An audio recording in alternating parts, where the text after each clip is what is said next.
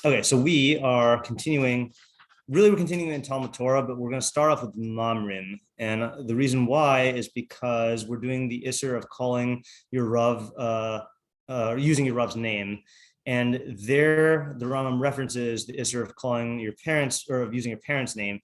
And even though Rav Makbili quoted it, I think it's better if we look at it inside. So we're in Mamrim, Perik Vav, Halacha. Gimel is really where it starts. So the first of you to get page number, you can tell the other. 1218. Okay. So this is in Kavod Aim, and in Gimel is where he starts defining it. So this is the first time he really defines Kavod Aim and Mora Aim. Ezehu Mora, Ezehu Kavod. So what is reverence? Hey, in person or what is reverence and what is honor? Oh, sorry, we're not actually here. We're in the Rambam.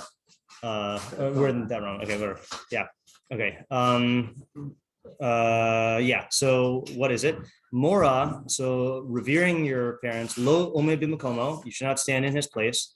V'lo yoshev b'makomo. You shouldn't sit in his place. V'lo soseres devarav. You shouldn't contradict his words. V'lo machriya es devarav. You shouldn't be machriya his words. I think when we read this earlier, we saw that there's two interpretations of machriya. I think Rav Makbili holds that it means like going against his words, deciding against his words. And that reading never made sense to me. I thought it meant like weighing in on his words in agreement with him, which kind of affirming his words. Yeah, which kind of like undercuts his authority. And the reason why I think that is because otherwise, what's the difference between soser and machriya? You know? So lo yikra lo, but this is the one we want to get to. Lo yikra lo bishmo, you should not call him by his name. Lo b'chayav lo b'moso, not during his life and not after his death. So that means actually like calling him by his name. Okay. Ella omer abamari. You should just say my father, my master. Haya shem aviv o shem rabo kashem echayirim. If the name of his father or the name of his rav was like the name of others, mishana es shemam, then you change their name. Okay, so far no qualifications, but then yeah, you change their name. You change, yeah. So the famous example is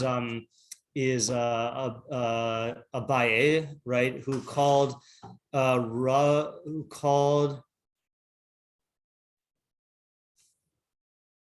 and who was Nachmani? Abaye. So Abaye himself was not. Oh yeah. So what was the relationship thing? Hold on. Wikipedia has a thing on this. Rabba was his Rav. Yeah. We're in Mamrim Vav 2. Oh. Yeah. Okay. So let's just read. Okay. Let's just read the Wikipedia entry here because it tells the whole story. It's a cute story. His father, Kailil, it's a weird name, right? Was the brother of Rabba bar Nachmani. That's Rabba, a teacher at the Academy of Pumbedisa. Abaye's real name was Nachmani after his grandfather. Left an orphan at an early age, he was adopted by his uncle Rabba. Opinions differ as to the source of his nickname Abaye. Some say it is a diminutive of the word Abba, so Abaye meaning little father, to avoid confusion with his grandfather of the same name, or perhaps to show respect for his grandfather. Others say that Abaye was not a nickname, but an acronym of the biblical phrase for "through you the orphan receives mercy." I don't think that's very likely, alluding to Abaye as being an orphan. A modern opinion is that Abaye is an old Aramaic word meaning comfort, and thus a direct translation of his Hebrew name Nachmani. Interesting. Yeah, so I was a skilled juggler. Who knew? That's funny. Okay, anyway, wait, I gotta read this. I'm gonna entertain his uncle by juggling during space celebrations. Oh, that's fun. Okay, but the point is that that his name was. Wait, I'm missing this here. After his grandfather, right? And he was raised by his uncle. Right. Oh, so the uncle, right? The uncle, to avoid using the name Nachmani for Abaye, which would have been the same as his father, changed his name to Abaye. Right, little father. Yeah, right. So the uncle changed his name. The uncle changed his name, correct? Yeah, the uncle changed his name to avoid violating this halach and kibud of aim. Yeah, there's a secondary story about Nachmani, which is just I always tell when I bring this up is when we converted to Judaism. So the Beis Din did the conversions one after the other, like in different years. So first was me, and then it was my brother, and then it was my mom, and then my brother was picking what Hebrew name he wanted. And I had just learned the Gemara in Shabbos where about Borer, where Abaye was, where it quotes Nachmani, and then Rashi says Nachmani is Abaye. And I was like, you should be Nachmani. So he chose Yohanan Nachmani, and I don't know anyone else named Nachmani. Like I've never. Yeah, Nachman is very common. Menachem is common. Nachum is common. Yeah. Nachmani I've never heard. So to this day, my brother's the only one who I know whose name is Nachmani, because I happened to be learning that Gemara at the time that he was converting. So that's that. Okay. So what does that mean for us today now? Halachically? Yeah. Sure. Yeah. Oh, so let's see this here. So he has an important qualification. Yearly, it seems to me, in nizhar bakach. It's funny he used the phrase nizhar. We are not careful with this, right? We didn't notice that yesterday. Right? It's hard like that word, like prohibited. Yeah. I don't know. Like I mean, I know it's often used that way. Right. I don't know. Ein nizhar bakach. I don't know. I'm not sure how to read it there. Not cautious. Cautious is how I would say it. Yeah. But isn't that like what the Rambam uses when he's talking about a lot? He says like there were mushar all like chol Hashem. Let's check. I was thinking the Sefer Mitzvahs. Sefer Mitzvahs that you can't bring a raya from. Oh yeah, you're right. That's Aramaic. I mean Arabic. Yeah. What? I just want to see examples of how the Rambam used the word nizhar.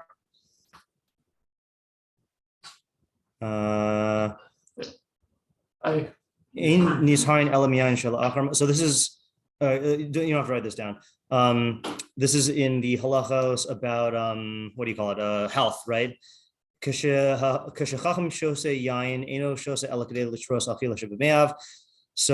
is about how you should and shouldn't drink wine. And then he says, it's also to drink in the afternoon, even a little bit, unless it's in the midst of eating, because drinking wine in the middle of eating does not make you drunk. See, there I would definitely read it, and we're only cautious about wine after the meal. I'm fully retract my argument about it being the same. Oh, okay. No, I'm not ruling it out, but yeah. Because he uses the word asur. Right. And the fact he uses the word nizhar by like that is like. Right. Now, again, I'm not saying that this is always going to be the case. Ein adam nizhar b'tikunan. Right. So this is another example where he's using it in the vernacular. You can write letters of greeting on Chol HaMoed, and you can calculate your calculations and your expenditures. Because with these types of writings, a person is not careful in fixing them. And therefore it's yes. I think careful or cautious is how I would read it. Again, we'd have to do a full search, but yeah, that's how I've always read it. So I'm just I'm not concluding on the basis of those two instances. I'm confirming on the basis of those two instances, and I'm relying on my reading. Okay, so it seems that we are only cautious about this with regards to a shem shehu peli, with a name that's a wonderment, she'ein hakol dashin bo, that not everyone tramples on. That's funny, right? Meaning, as he's going to say the opposite. But the names that everyone goes by, Abraham, Yitzchak, Yaakov, Moshe, Aaron, behen, common names, in all languages and in all places. Okay, so that answers my question about Charlize, right? That we go another. Well, it doesn't answer my question, but I'm saying like we care about the statistics for English names, for whatever language we're talking about. You can call others by those names, not in the presence of your father. And there's nothing wrong with it. Not in the presence of your father. Yeah. So the case is like this, right? So if you're That's him, David.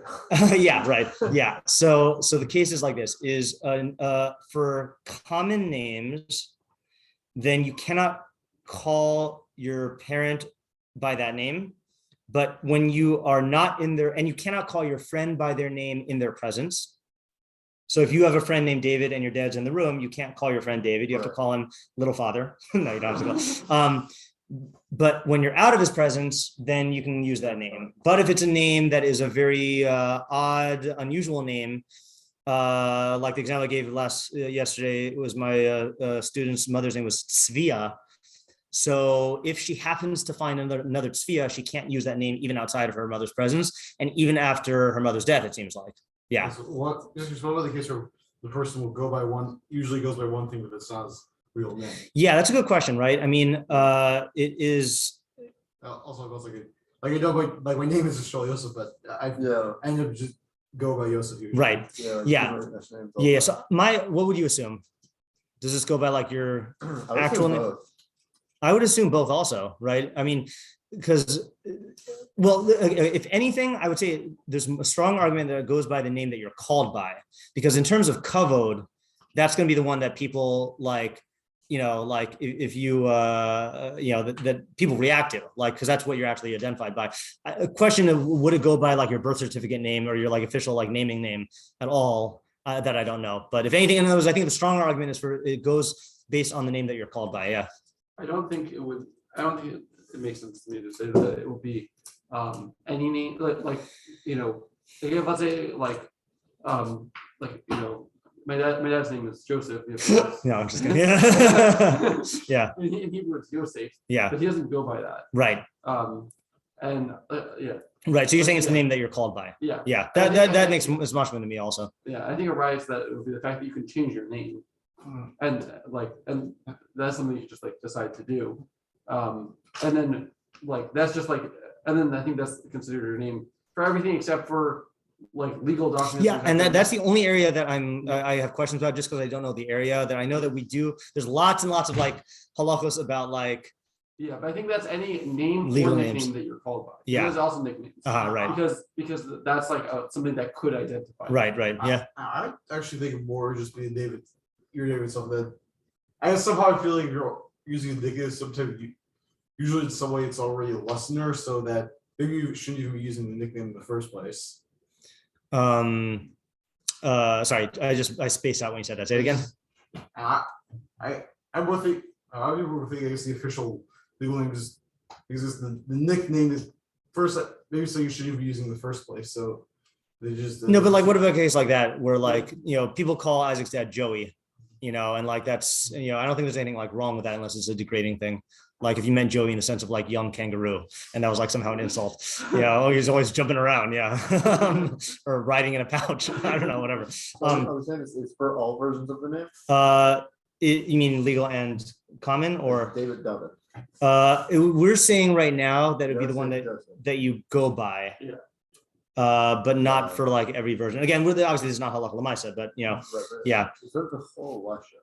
Yeah, but I think what that means is that we don't just care about Hebrew names. We care about like v'chol lashon uv'chol zman, that if a name becomes popular, unless he means, wait.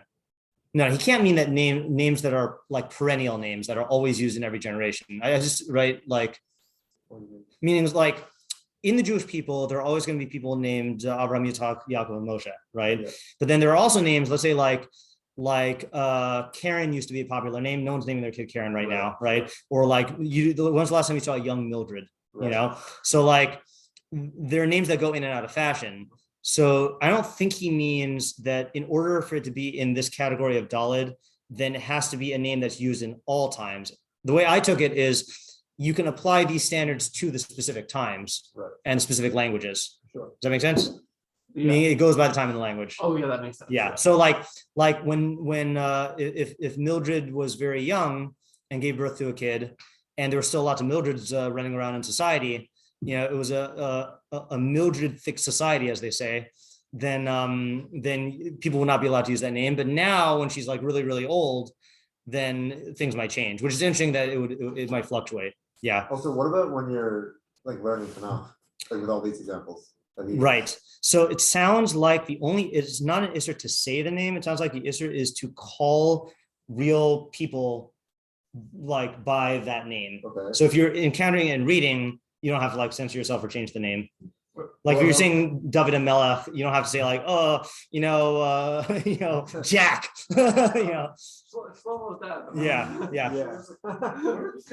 Because you're arguing against that applying anything, that it seems like that you should give your Rav a nickname, because you're probably not using the name.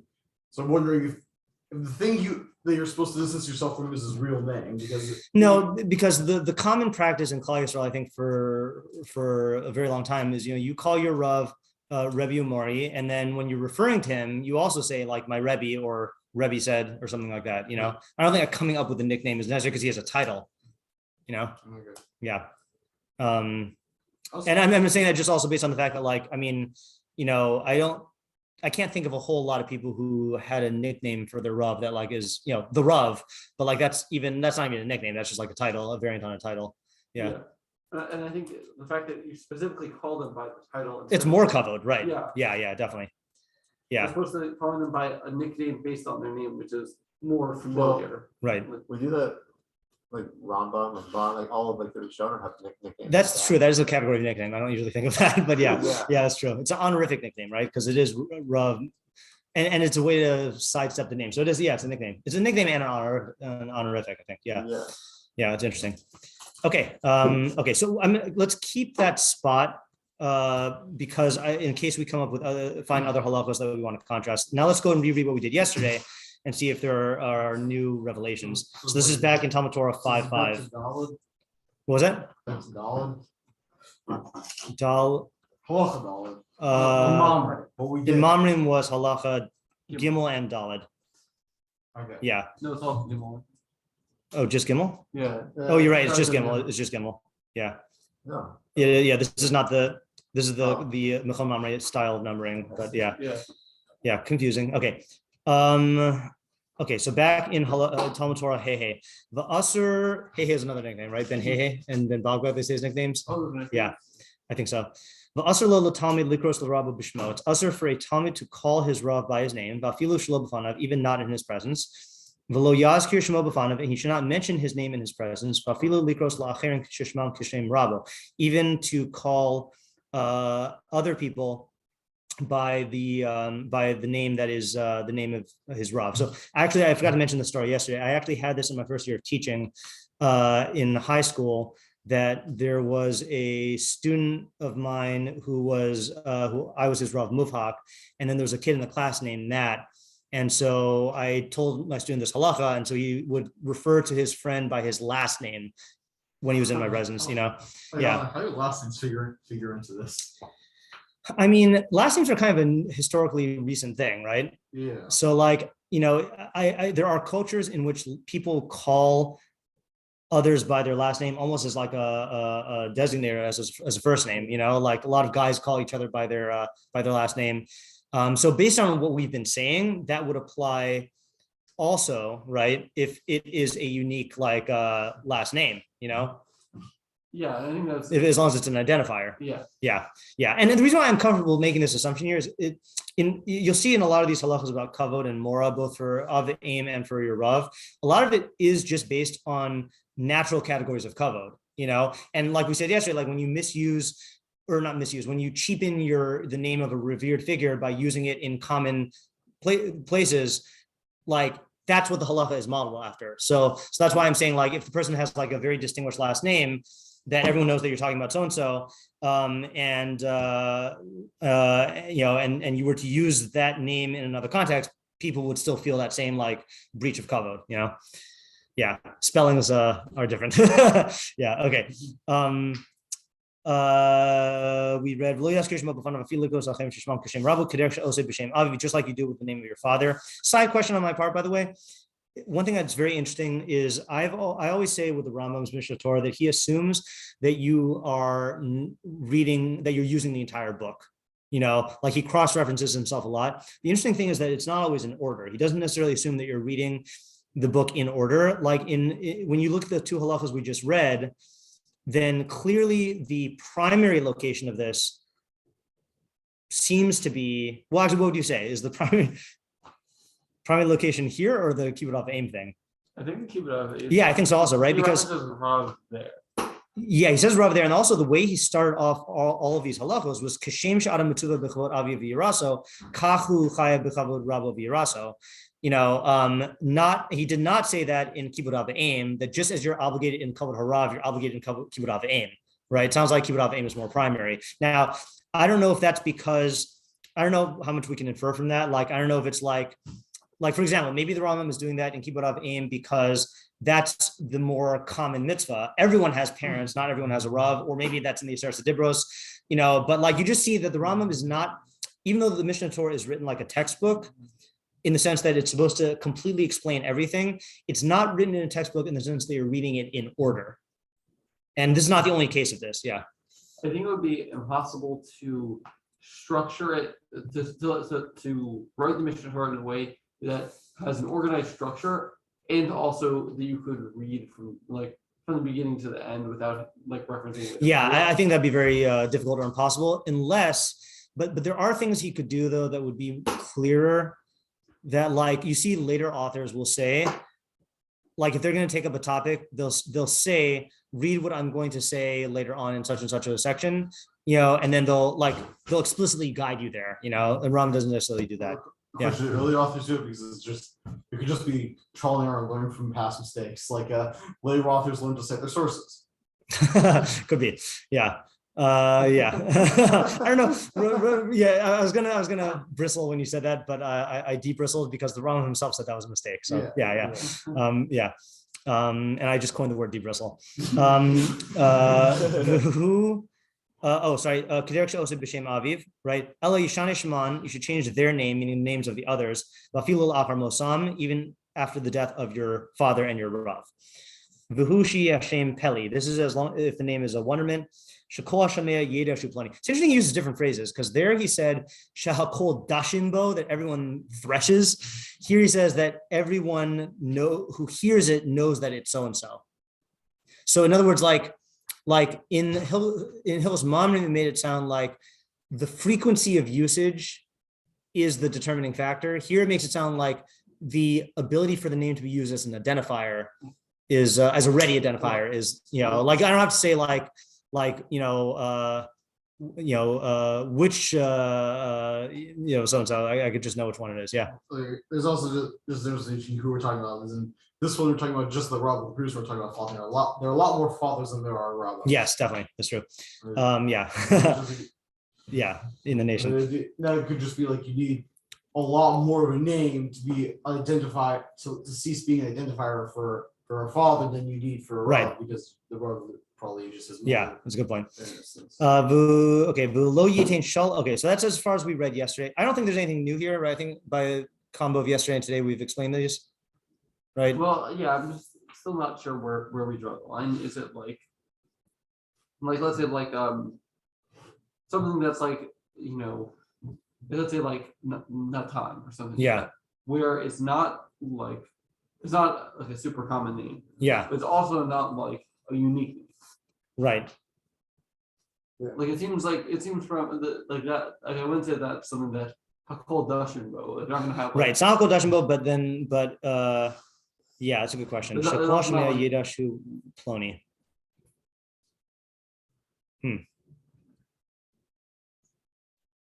These are two different standards. Kol Yedashu Ploni is a much more narrow. That's a higher bar. Yeah. It's also slightly weird because say everyone's gonna know that who we're talking about. But the case is where there's two people who have that name. Mm-hmm. Right, that's also true. Yeah. I think they're presuming, I assume that one of them is famous and the other isn't. Yeah, I got the sense that this is people will associate to this person. A person will come to mind. Yeah, right. If I say like Yaakov, you might have someone that comes to mind, but I know multiple Yaakovs that you know. Yeah, exactly. Yeah. I think that's how I'm taking the Kol Shemei Yedashu Ploni. Not that they know for sure, but that there's a definite association. Yeah. Yeah. Does this mean, by implication, that you couldn't name your own kid after your Rav? Okay. Let's ask a more common question, which is the same question. Sephardim name a lot of Sephardim name their sons after their living father, So that doesn't make a difference living your dad. Right, it doesn't make a difference living your dad, right? But Kolshkain living, So that's interesting. I think the answer for that, and the answer maybe to your question is I think there is an easy answer for that. I mean, the easiest answer is that people are mochel, but let's say they're not, because a father and a Rav could both mean mochel, they're kavod. But I think there's a better answer. How could there be this widespread practice for Sephardim to name their kids after their living parents or their parents in general? They call them by a different name than the one they go by? No, they do call them by the same name. And not Ms. Haram? You could say that also. You could say, call Spartim or Yanim, but no, I think the answer is that they're doing it b'derech kavod. That is a way of kavod, So like, it's true that the default halacha is like this, but Does that mean this is more like a guideline almost?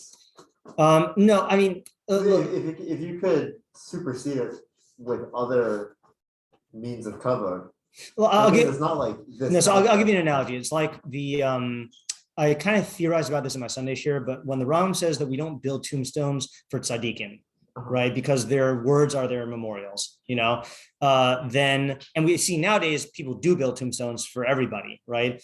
So I think that you can say, like, and I theorized what would be the reason why people don't do that, and maybe it's because no one wants to say that like so and so is a Talmud Chacham.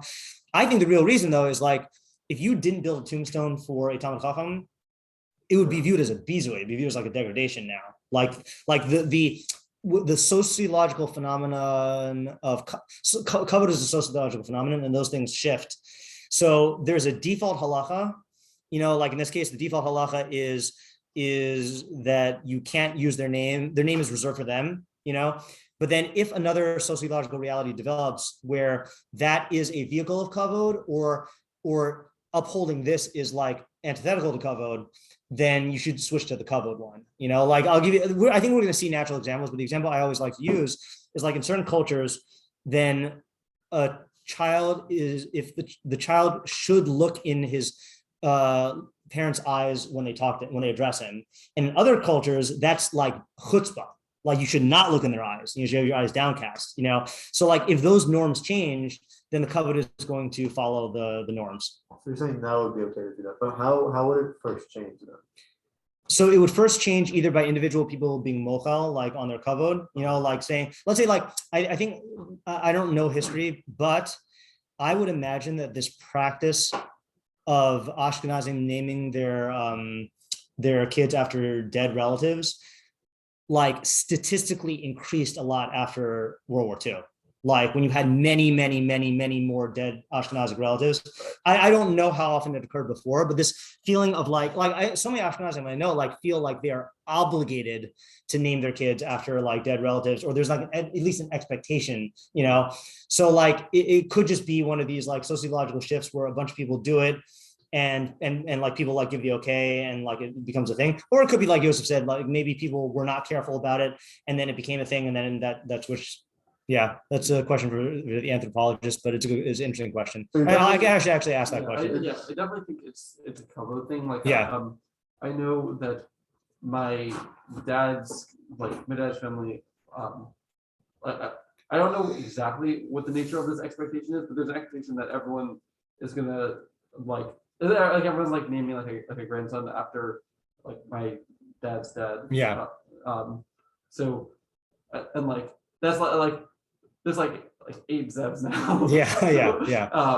And like I think it is as like a kavod. Right. I think if like someone that didn't do it, it would be like do you not like respect it? Right. Even if there is a good reason to not do it. Like I have a friend who named his kid Levi, and like it was in a family where like people like were very big on this thing, and they're like, who did you name him after? And he said the Shevet. And like they did not like that answer. Even though like that's it's a good thing. So you're saying that, to be clear, just 100%, you're saying now though this is probably not the case? Well, now I think practically speaking, then I think from what I've seen, then, and this is, don't take me as like a statistician, but like seems like parents are makpid on kids calling them by their first name or using their first name in ways that are disrespectful. But if I don't know if any parent who would like, if the teacher asked the kid like like what's your mother's name so I could write it down on this thing, they say no, like I don't know of any parent who would do that. So I think it's just, I think that's like the only realm. And then with the Rav, I think that really depends on the culture, Yeah. And like also on what like the individual Rav. Right, in the individual Rav, right. Yeah, and circumstances, yeah. Even with like nicknames like or short names, like we said, like Rav Moshe, Rav Pesach, yeah. So people name their kids after famous rabbanim all the time. Yeah, right.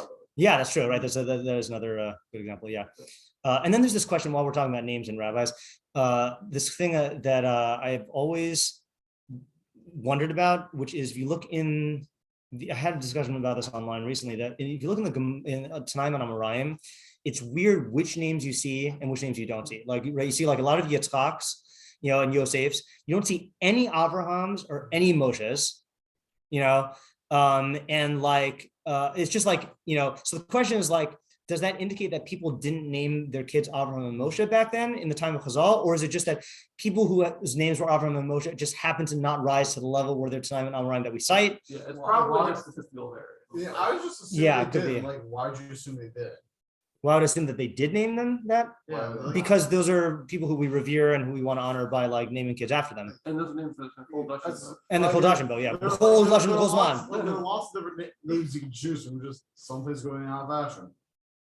No, but every culture has like how many Muhammads are there, right? Like, there's like, there's so many cultures where the patriarchs or like the main leaders are everyone's like clamoring to name them after that in all generations. And again, I think if you look throughout history after Chazal, like, I don't know, I know the Gaonim have weird names. Like, I don't know any kids named Natrunai or like Poltoy, but like if you look at yeah, if you look at what do you call it? Shiur is a cool name. If you look at like the last, let's say, like 1,000 years, I feel like you're going to see Abraham, Yitzchak, and Yaakovs and Moshes throughout all of that time, in every Malcolm and every Zman. Okay, let's go on to the next topic, which is in the same paragraph, interestingly enough. V'lo yitin shalom l'rabo. This is a good example of something that changed. Okay, you should not greet your Rav. Okay, o yachzir lo shalom, or return his greeting. Okay, maybe it's debatable. In the manner that friends or comrades greet each other and return their greetings. Rather, you should bow before him, and say to him, Kavod, with reverence and honor, Shalom alecha Rebbe, peace be upon you, my master. Im nasan lo Rabo Shalom, and if his Rav greeted him, Yachzir lo Shalom alecha Rebbe Umari. You say, peace be upon you, my master, my teacher and master or whatever. Yeah, right. So that's the thing. I guess the thing is, my one of the most influential teachers in my life was my band teacher, Mrs. Scott, my middle school music teacher. And so she was a Eskimo woman who was a drill sergeant. And so whenever I remember her, and she used to have like certain idioms, she was very moppy and like stuff like this. So if a kid would say to her, "Hey, Mrs. Scott," she would say, "Hay is for horses, grass is cheaper." Like that. You don't say "hey" to your teacher. I think she actually objected to saying "hey" in general, but she would say that if someone said "hey" to her. But you don't greet it in the same way that you greet your friend. You have a different greeting. Yeah. But again, I don't think, like, for example, I think people will say "Good Shabbos" to their Rebbe. They might say "Good Shabbos, Rebbe," but like they'll say "Good Shabbos" to the Rebbe, even though they use that greeting to their contemporaries. I don't think this is something that people are like tremendously mocked on, in at least not in our circles. Yeah, I actually tried implementing this when I was in Migdal. Yeah. And it just ended up like feeling silly every time. Yeah. That's the other thing. Also, actually, I should mention this: that there are, and I'm not limiting this to Kavod Harav or Kibbud Av V'Aim, but there are Kavod practices in general that if people are too makbid on them, they become caricatures of themselves, So like I'm going to use this example. I'm not going to say who it was, even though I think it's okay.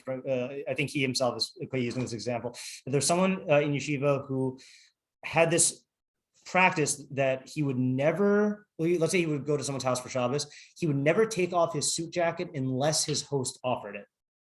Like unless his host said, "You can take off your jacket," and he was very mocked on this, and like there were times when like he would be like sweltering in the heat and the whatever, and like and it was just this. And then when like the host would find out about it, and he would like say, "I'm not going to take off my jacket if you don't ask me to," then like it would be like a mockery of the thing, and like make people feel self-conscious, So like there are things like that where if you go to Rav Pesach, Shalom Aleichem Rebbe Umari, it's going to sound like you're mocking him, it's just it's weird. And that's similarly with like a common thing I know outside, in the yeshiva world is for people to address their Rav in the third person, right? So there was a time when Rabbi Chait came to Northwest Yeshiva High School in Seattle. I think I've told the story before, but it's a good story. And he was doing a Q&A. This is actually for Rabbi Zimmer, the weekend of Rabbi Zimmer's wedding. He was doing a Q&A at the high school. And most of the kids in Seattle did not know of that practice of like referring to the Rebbe in the third person. And like in our yeshiva, we don't refer to him in the third person, So someone asked a question in the audience and said, like, what does the rabbi think of like such and such? And Rabbi Chait said, what? And then the person said, what does the rabbi think of such and such? And Rabbi Chait said, like who? And then Rabbi Fox says, she's talking about you. But it was just a bizarre, like, so for them, that's like the way you talk to your Rebbe. And if they heard us talking to our Rebbe in the second person, they would be aghast, but it depends on the norm. And so if we started doing that here, that would just be ridiculous, because that's not the norm. Yeah. I think that's the case with any, like, I think with a lot of honor practices, if you try to I say just like structure, insist on the structure of doing them like by yourself when it's not like what the culture is doing. Yeah. Then it just seems silly. Exactly. Yeah. Like Mark Rosewater said, disrespect is when you take respect and you push it too far. No, I'm just kidding. Okay, right. Yeah. What if it's just unusual? Like it's not a mockery; it's just unusual. For what I'm thinking of specifically is the phrase "Kavod Rav." Like that's not more in yeshivish circles, but it's very common in circles. Right. Yeah. Something I heard, and I like it because I do think that when they say it, they mean it. I do think that it does change their perception. Yeah. I think it's a good thing to say. Yeah. So I think that a person / a society needs just a degree of emotional intelligence to know when to push things beyond the realm for Kavod's sake, and it'll be received as such, and when it will be like looked askance upon, and I think that will differ based on the particular circumstances. Like like Kavod Rav, like I don't think that would look, or let's say here's a good example that I've seen that's like on that borderline. Like a lot of people, if they're speaking in public and their rebbeim are present, they'll say Yerushalayim, harav so and so. Now, that's not something that you see. Let's say, for example, if someone speaks on Friday night, every Friday night here, I can't think of a single time when someone has said, Bereshus, Rav Pesach, but if they did do that, I don't think people would look at it as weird. I think they would look at it as, oh, they're like. I think I recall actually someone doing that once or twice. Okay, but it's rare. It's rare. Yeah, it's a Peli. Yeah. It's not everyone dashing on it. Yeah. So I think that is in that middle category where like, you gauge how it's going to go. And I think there's also another consideration of like how it will be received by others and how it will be received by the person who you're honoring. And those have to be weighed. Yeah. I just want to say one more thing. Yeah. This. I think even if like the particular way that you're saying it is maybe not applicable, I think there is still an overly familiar type of reading. Yeah. Hey, clap. Yo, Pesach, what's up? Is like different than saying like hi, Pesach. Yeah. Or something like that. Right. But it's funny because there is another category where, and this is definitely going to not be as common, but where I'll give you a category, right? So it's a thing that like the minhag around here, okay, is that, and there are exceptions, I'm sure. The general minhag I've seen is that there are a lot of people around here who have smicha, but the people who function in the capacity of educators are called rabbi so-and-so, and the people who are not do not like to be called rabbi so-and-so, So like, again, the classic example is I think like Mendy Fader will get like, not angry, but he'll like growl if you call him Rabbi Fader, even though he's a rabbi, and but like, sorry, remind me of what you just said again. I was responding to what you said, but you shouldn't have like over. Oh yeah. So I was gonna say here, in this case, the kavod would be through relating to them as a normal person, not as this, functionary. So like that's an interesting category of kavod of like, the people, and I feel like if I knew royal protocols, you could probably find examples in that as well in certain cultures, that like in certain cases, the one who like the closest people to the king can like sit down in their presence or something like that, and that's like a kiyum in the kavod, like that we have this like close relationship. Yeah. When you really say it's being more covetous, or just that they are aggressively mochel on their kavod? Yeah. Aggressively mochel. That's a great phrase. Yeah, it could be either. It could be either. Yeah, you're right. Probably that's more of aggressively mochel, but yeah. Okay. Next halacha. Halakha of v'chein. Oh, this is the one I referenced yesterday. V'chein lo yachlos tefillah b'fnei rabba. You can't take off your tefillin in front of your rav. And this I said, no one that I've seen is makbid on this. And I mean, before we read Rav Makbili, I speculated yesterday that maybe this halakha is from when people wore tefillin all day long. So taking off your tefillin is like the equivalent of like taking off your shoes. You know, like in our society, you take off your shoes at home. You don't take off your shoes in the middle of like the, you know, public place and like put your feet up on the thing. And so taking off your tefillin might be like a disrespectful thing. Now let's see what Rav Makbili says. Lo yachlos tefillah b'fnei rabo shari dome k'misha poshet begadav. It's like someone who takes off his clothing. B'fnei shetalmidei chachamim nahaguz az lolachas behem kol yom. All right, fine, similar, right? Because talmidei chachamim were accustomed to wear their tefillin all day. Yeah.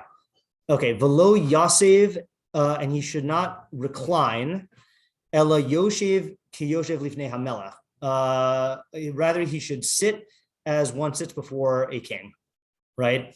So that's like, you know, where else this comes up, right?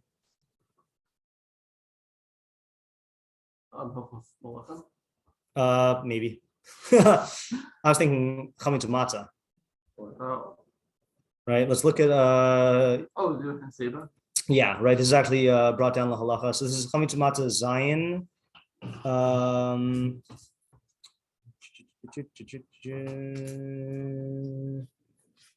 Zion. Nope, not Zion. Zion Ches, I think.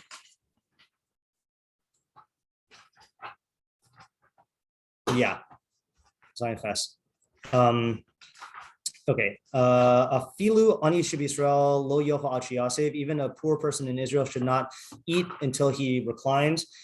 Isha ena tzricha heseva. A woman does not need to recline. Isha chashuva hi tzricha heseva. And if she is a prominent woman, then she does need reclining. Uben etzel aviv v'hashamash b'fnei rabo tzrichin heseva. I mean, this is a whole sugya, but I just wanted to read it because it's brought up. A son with his father, and a waiter in front of his servant in front of his master. They do need to recline, and I believe the Gemara there says because the father is not makbid on it.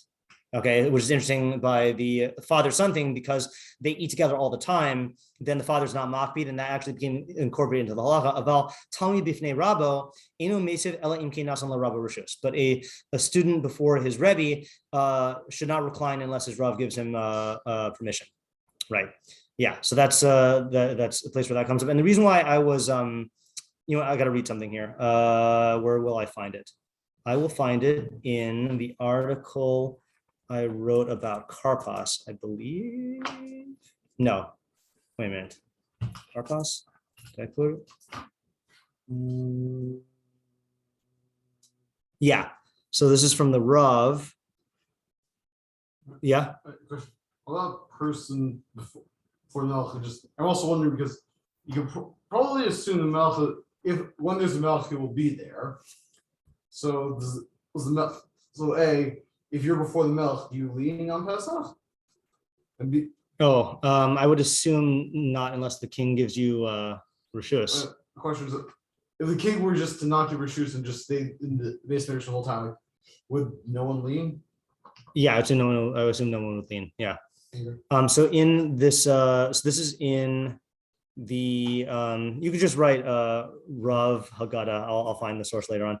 So this is the Rav's explanation for why Heseva is something we do on Pesach, but he comments on our halakha also. He says, the slave lives in fear. He is afraid not only of those who are stronger than he or of those who have jurisdiction over him. The slave is afraid of contradicting anyone, of antagonizing even a stranger. This is the reason, in my opinion, why the sages introduced Heseva, reclining. Heseva symbolizes the throwing off of the mental shackles, depriving man of freedom of movement. Heseva is the reverse of erect posture, which demonstrates obedience and submissiveness. Soldiers standing erect symbolize the readiness to obey. Haseva is indicative of disobedience, of a courageous stand of refusing to take orders, of rejecting the authority of man. Haseva means defiance. That is why Chazal said that even if one's teacher is present, the student is relieved, indeed enjoined from Haseva. So if you do Haseva in front of your Rav, it's like a position of defiance. It's the opposite of standing at attention. It's not good. What? He's saying that, why is it good on Pesach? Yeah. Because we're free.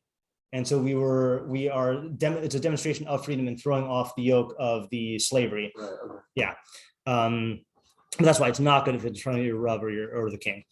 Okay, below, let's look at Rambam Bekius just to see. We miss anything? Yasev, Yishan al Tzido, Kederach HaShirim, HaMalachim B'Mehem. So he gives a different explanation. Not that it is disrespectful, but it is like opulent, like or people who are of a higher class do this. So it's disrespectful in that way. In other words, it's not like you're opposing his authority, it's that you're like acting like a king. Okay, v'lo yispalel lifnei rabo. Okay, you should not daven in front of your Rav, v'lo la'achar rabo, not behind your Rav, v'lo b'tzad rabo. Just hovering at a diagonal, like no, but you can't daven in front of him or behind him or at his side. And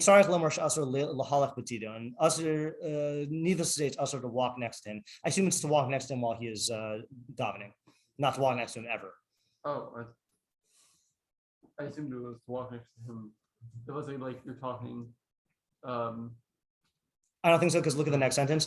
Ella yisrachik la'achar rabba, right? You should distance yourself behind your Rav, meaning be at a distance. But you shouldn't be parallel to him. And then you can daven. So the whole thing is about davening, right? So it means like in his like so davening in front of him, we can think why that would be like disrespectful, right? Because we read this in the Hilchos Basic Knesses, I think, that the Rav would sit at the front. Whereas if you're in front of him, that's like, putting yourself in a more prominent position than him. Behind him, would that be disrespectful just because it's like I don't know, like breathing down his back. Like, I don't know, like because ultimately he's saying you do daven behind him, you just daven behind him at a distance and not parallel to him. You don't want to be right next to him. So he'll be like distinguished from everyone else. He'll be like, right. Like everyone will be create like a perimeter, tables, whatever, and then right. He'll be like 5 people from everyone. Right. Yeah. I think that's the idea also, is you're creating his own, I do think the front is a different thing, but I think that the idea also is like you want to be a distance from. In fact, I saw this in the in that book that I keep on referencing, the 70 Conversations with the Rav in Transit. Then the author was talking about how the Rav was treated differently in Boston than in YU. In Boston, they were very familiar with him and like they were very casual with him, and he liked that. And in YU, they treated him like a Rosh Yeshiva. And he said that like when the Rav would enter an elevator, that was a crowded elevator, everyone would be like it would be like the sea parting, like everyone would be like standing like as far away as possible. And the implication in the way that this was written was like it made him uncomfortable, but like that's how they treated him there, but similar, like leave distance. Yeah. We do kind of do that. Yeah. I don't know how intentional it is or how much it is just like you're talking here, or like we as a society. Yeah. We as a society. Yeah, I think it depends on the shul. Like in the old YBT, then your dad used to sit like very, very close to there was like a row of chairs like right next to him, and there was a row of chairs like right behind him, I know because he used to sit up the chairs. But yeah. It might also be because of like making him delay in finishing his. Yes, I think if you look at the way this is brought down in the actual Halacha L'Maisa books, I think that is one concern. I think they also say this weird thing. No, it's not weird. It's just like seems like I don't know. I think they say that the reason why you can't be parallel to him is it looks like you're bowing down to him. Wouldn't that be behind him? But that's behind. That's why he says if you're behind him, you have to be behind and to the side. You can't be directly behind him. Right. Because then it looks like you're bowing down to him. Yeah. Which I did. I went through the actual sugya in the Gemara once. I just don't remember what we said, but I think it was like a thing where like you don't say this for every person, because then you could you'd really have to be ingenious in your use of space and shul to like make it so no one is davening right behind anyone else like ever, Isn't that a thing that you're supposed to not, unless you're sitting right behind someone, you go kind of off to the side to make clear not bowing him? I don't know. I just don't see that happening. But okay, yeah. I thought that's like. I've never seen that. Yeah, could be. Okay. then v'lo yikanes im rabo lamerchat, and he shouldn't go with his rav into the bathhouse. I assume that has to do more with like also like yeah, but it's like what do you call it? What's the word I'm looking for? I feel like I keep saying this, but overly familiar. Yeah, it's something like that. Yeah. What was I going to say though? So one thing we did not do, I mentioned this after the previous halacha. What's the unity in each of these paragraphs here? I was about to ask, Yeah. what's the point of that? Right, because these we're in the part of Kavod Rav where it's like a list of particulars. Yet the Rambam still makes differentiations here. So like halacha hey, again, just to review, we have the calling him by his name, calling others by his name, how you greet him, and return his greetings. So those two, see, to me, like those could have been two separate halachos, right? So why in one halacha? And then here in Vav, you have also seemingly disparate things. You have the not taking off tefillin, not reclining, davening protocol, and then bathhouse. So what do you say for either of those? So for the first one, it seems to me it's like speech / like conversation things. Yeah. And like those are both like where you're like like someone who like is violating them is like treating their Rav as more of like a friend than an authority figure. So, yeah, I'm going to make it a little bit more narrow, Yeah. is because it doesn't say how you should engage in conversation. So I think it's manners of address, Yeah. Okay. right? So addressing either by name, and then once you're talking about the name, then you have to go into calling others by name, and then addressing in terms of like initiating greetings. Yeah. And so you just need to avoid showing either pair your superior or and the only reason to feel after using for him is that in tefillah you're all being equally submissive before Hashem. So you can't be near him and be doing a good tefillah and not see your Rav as your equal. Because you're all equally submitting to Hashem. The second one. I feel like the answer is a little bit more speculative than the types of things we were saying, because our thing was really more about the nihug itself as opposed to how it's going to affect your ma'aseh tefillah. I'm saying it'll affect your ma'aseh tefillah. It's like it'll affect your how you view the Rav, and you cannot do anything or view him in a way where he's your equal or you're inferior in a way. It's like with tefillah, the reasons why you want to be distant from him and that is that to make it fit into this sphere where you say with tefillah, you're all, I guess both of you are equally submitting to Hashem. So even being touching with a 10-foot pole. But it don't these halachos like stress that there is an inequality between you and your Rav? Yeah, and so that's why I have to be distant to tefillah, because in the context of the field there would be an equality, and since you're both equally significant to Hashem. I don't know, it's a little too complicated for my taste. Yeah. It could just be the second paragraph. It could just be like stuff that you do by yourself, but in the proximity of your Rav. Yeah, I was thinking something similar, but I was going to say, my first thing that came to my mind is posture, but clearly this doesn't have to do with posture. Something like bodily positioning, like what do you say again? Proximity, yeah, right. Like all these things have to do with like I mean, if you take Rambam Bekius, right, it's like undressing, which is like a casual thing. He's putting it as undressing, this casual position, the familiarity, whatever proximity thing, and then the over casualness of the bathhouse. But they all have to do with like with position or posture. Yeah. I feel like there's something around there. I feel like the first and the third are like about like undressing. The second one doesn't seem. I don't see the. Yeah. We didn't read all of the Rambam Bekius. So Rambam Bekius on Merchat says v'harochutzim hayu mistovavim bo arum. Okay, fine. So the bathers would be naked. Okay, that's what we assume.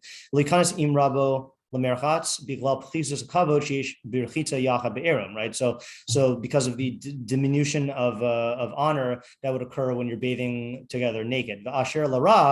And regarding the Rav, Rabbeinu Omer b'makom acher, the Rambam says elsewhere in Iisuri Biya, v'chein lo yikanes adam l'merchatz im talmido. Oh, interesting. So he says, so it goes both ways. The Rav should not enter into the merchats with his Talmud. I remember this. I was like, why does he not mention it here? Because he mentions it there. That if he needs his Talmud as like an attendant, like let's say like if he's really old or whatever, so then mutar li kanas imo, then he can enter with him. So it's interesting that overrides it. Yeah. Okay. The interesting thing about that though, see, I think that. Okay, let's look that up as the last thing for today. Isory Biya 21:16. I think the context there makes this very interesting. 21:16. So this is at the end of the Hilchos Isory Biya and Sefer Kedusha.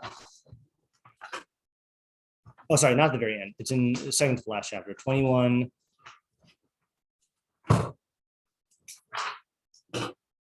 Yeah. So this is in like sexual conduct and tznius issues. Okay. So like just to give context here. So the first part is what colloquially, the first part of the chapter is colloquially what people call like shomer negia, even though that's not like an actual halachic term, but like lo sikrivu legalos erva. And then you have like, what was that? Yeah. You remember my mnemonic? Snogging? Yeah. Yeah. That's funny. Then like other things that are involved with hirhur, like sexual fantasizing, and then how you relate to your wife when she's in nida, and then how you have tashmis with your wife, like when is considered appropriate and not appropriate in terms of other stuff, and then like the types of touching between like family members, and then on and on and on. What circumstances you can have tashmish with your wife, then things that Chachamim disapprove of. Where is it now? What did I say? Halacha. What did Rav Bekius say? Which halacha are we looking at? 16. Okay, so then we get to 16. Okay, so really the paragraph starts in at the end of 15. V'chein asru Chachamim al ha'isha sheyadur bebeis chamav. So the Chachamim prohibited a person from dwelling in the house of his father-in-law, shazo azus panim hi, because that is considered brazen. V'lo yikanes imo lamerchatz, and he shouldn't go with his father-in-law into the bathhouse. Okay, that's an interesting thing because there's no obligation that I'm aware of honoring your father-in-law, right? That's not like a thing. V'chein lo yikanes adam lamerchatz im aviv, and a person should not go into the bathhouse with his father. So that you could say just with in isolation is kibbud av, just the same as kibbud rav. Lo im balachoso, and not with the husband of his sister. Okay, that's another weird one, right? There's no obligation there. I gotta go soon. Velo im talmido, not with a student. Vim hayatzarach letalmido mutar liyikanas imo, then it's mutar to go with him. V'yesh makom shenagu shelo yikansu shnei achim ke'echad lemerchatz, and there are places that are accustomed for two brothers to not go into a bathhouse together. So the interesting thing I'm finding here, I just want to bring this up because this doesn't have to do with kavod, it seems, right? This is broader than kavod, and it's in the realm of like sexual ethics, So that's interesting. All right, but I got to stop now, though. Okay. We'll continue tomorrow. That makes it fit more with the subject. Yeah.